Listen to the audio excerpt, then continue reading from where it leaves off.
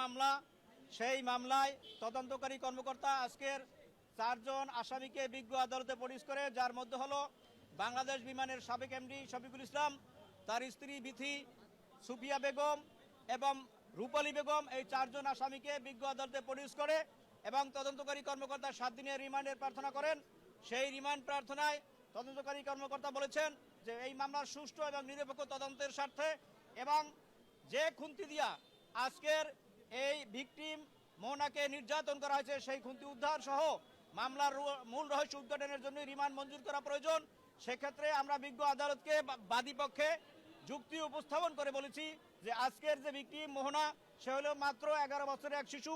সেই শিশুকে এমনভাবে নির্যাতন করা হয়েছে যেটা কোনো পশুও করতে পারে না, এবং আজকের মামলার আসামি 4 জন যেভাবে নির্যাতন করেছে তাদেরকে যদি পশুর সাথে তুলনা করা হয় তাহলে পশু লজ্জিত হবে। আমরা দেখেছি এই নির্মম নির্যাতনের কারণে সারা বাংলাদেশের মানুষ এবং সারা পৃথিবীর মানুষ তাকিয়ে আছে বাংলাদেশের মতো একটি সভ্য দেশে কিভাবে এ ধরনের অসভ্য আচরণ করা হয়, এবং যারা আচরণটা করেছেন তারা হলো বাংলাদেশ বিমানের কালার এক্সপার্ট এবং মাইল্ড অন হ্যান্ডস টেকনোলজি সমৃদ্ধ অরিক্স অ্যাডভান্স ডিটারজেন্ট পাউডার, আপনার লন্ড্রি এক্সপার্ট। বাংলাদেশ বিমানের এমডি তিনি কিভাবে এত টাকার মালিক হলেন? বাংলাদেশ বিমানে যখন আমরা টিকিট কাটার জন্য যাই তখন দেখি সেখানে কোনো টিকিট নাই, অথচ বিমানে উঠতে গেলে দেখা যায় বিমানের অধিকাংশ সিট খালি। সেই ক্ষেত্রে আমরা বলেছি যে এই শফিকুল ইসলামের কারণে বাংলাদেশ বিমানের হাজার হাজার কোটি টাকা লুটপাট হয়ে যাচ্ছে। আমরা সেটাও বলেছি।